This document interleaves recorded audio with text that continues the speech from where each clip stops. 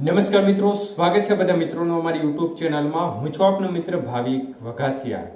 તો મિત્રો, ખાસ કરીને આ વિડીયોના માધ્યમથી આપણે વાત કરવાની છે આજે ગુજરાતના કયા કયા વિસ્તારમાં વરસાદી રાઉન્ડની શરૂઆત થઈ શકે છે અને સિસ્ટમ હાલ કયા લોકેશન ઉપર જોવા મળી રહી છે તે વિશેની માહિતી આ વિડીયોમાં જોશું. તો માહિતી છે તે છેલ્લે સુધી જોવા વિનંતી. તો મિત્રો, ખાસ કરીને સિસ્ટમ ગઈકાલે રાજસ્થાન અને તેને લાગુ મધ્યપ્રદેશના ભાગો નજીક હતી. તે હવે ખાસ કરીને રાજસ્થાનના ભાગો નજીક ટર્ન લીધો છે. મતલબ કે સિસ્ટમ હવે ટર્ન લઈ અને ધીમી ગતિએ તે ફરીથી નીચે આવવાની શરૂઆત થઈ ગઈ છે અને સિસ્ટમ હાલ રાજસ્થાનના કોટાની થોડી નીચે અત્યારે જોવા મળી રહી છે. તો ક્રમશઃ સિસ્ટમ હવે ધીમે ધીમે આવી અને ઉત્તર ગુજરાતનો કાંઠા ભાગ છે ત્યાં આવી જશે અને ત્યારબાદ તે કચ્છના ભાગો સુધી આવવાની શક્યતાઓ દેખાઈ રહી છે.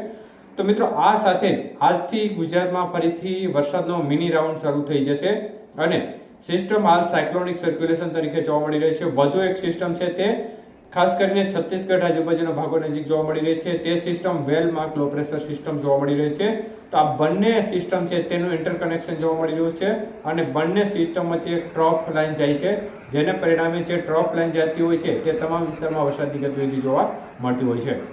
ત્યારે આજથી વરસાદનો મુખ્ય રાઉન્ડની શરૂઆત થશે. આમ જોવા જઈએ તો આ વરસાદનો જે નાનકડો રાઉન્ડ છે તેમાં સૌથી વધુ લાભ આપણે અગાઉ કહ્યું તેમ ઉત્તર ગુજરાતના ભાગોને મળશે. ત્યારે આજના વરસાદના વિસ્તારો વિશે ટૂંકી માહિતી જોઈએ તો મિત્રો, ખાસ કરીને આજે સિસ્ટમ ક્રમશઃ જેમ નીચે આવશે તેમ તેમ વરસાદની ગતિવિધિ બપોર બાદથી વધવામાં રહેશે અને રાત્રિ દરમિયાન વરસાદનું જોર છે તે સૌરાષ્ટ્રના ભાગોમાં પણ વધી શકે છે આવતીકાલ સવાર સુધીમાં. તો હાલની સ્થિતિ પ્રમાણે આવતી 24 કલાકની અંદર વરસાદની ગતિવિધિ સૌથી વધુ ઉત્તર ગુજરાતના ભાગોમાં તમામ સેક્ટરોમાં જોવા મળે તે પ્રકારની શક્યતાઓ છે, જેમાં સાબરકાંઠા, બનાસકાંઠા, મહેસાણા, પાટણ, ઊંઝા, ડીસા, રાધનપુર સહિતના દિયોદર સહિતના ભાગો છે, વાવ, થરાદ, આ તમામ વિસ્તારો આવી જાય. એમાં હળવો મધ્યમ વરસાદ અને કોઈ સેક્ટરમાં ભારે વરસાદ આવનારી 24 કલાકની અંદર જોવા મળશે. મધ્ય પૂર્વ ગુજરાતના ભાગોની વાત કરીએ તો ગાંધીનગર, અમદાવાદ, આણંદ, ખેડા, નડિયાદ, વડોદરા, દાહોદ, ગોધરા, પંચમહાલ, છોટાઉદેપુર, મહીસાગર છે, આ ભાગોમાં પણ છૂટો છવાયો હળવો મધ્યમ વરસાદ અને સીમિત કોઈ સેન્ટર હોય જ્યાં ભારે વરસાદની શક્યતાઓ આવનારી 24 કલાકની અંદર રહેશે. મુખ્યત્વે ત્યાં પણ રાત્રિ દરમિયાન વરસાદની ગતિવિધિમાં વધારો જોવા મળી શકે છે. તો આવનારી 24 કલાકની અંદર પૂર્વ સોર જે કચ્છના ભાગો છે, રાપર, ભચાઉ આજુબાજુ તે ભાગોમાં પણ વરસાદની ગતિવિધિ વધી શકે છે. જો સિસ્ટમ વધુ ઝડપથી આગળ વધે તો અન્ય કચ્છના ભાગોમાં પણ વરસાદની ગતિવિધિ આવનારી 24 કલાકની અંદર વહેલી શરૂ થઈ જાય. તો સૌરાષ્ટ્ર અને કચ્છના ભાગોને અન્ય જે ભાગો છે તેમાં પણ છૂટો છવાયો વરસાદી માહોલ રેડા ઝાપટા સ્વરૂપે અને ઉત્તર સૌરાષ્ટ્રના ભાગો છે, પૂર્વ સૌરાષ્ટ્રના ભાગો છે એ ભાગોમાં ક્યાંક વરસાદની ગતિવિધિ સારી પણ જોવા મળી શકે છે જો સિસ્ટમ ઝડપથી નીચે આવે તો.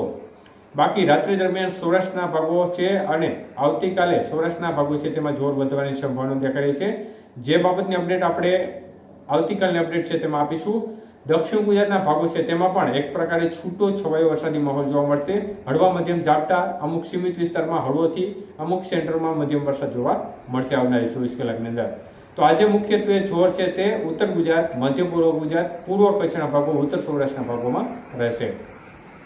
અને સિસ્ટમ જો ઝડપથી વધુ ચાલશે અને ઝડપથી નીચે આવશે તો આ સંજોગોમાં રાત્રિ દરમિયાન સૌરાષ્ટ્ર સહિત જે કચ્છના ભાગો છે તેમાં પણ વરસાદનું જોર વધુ વધી શકે છે.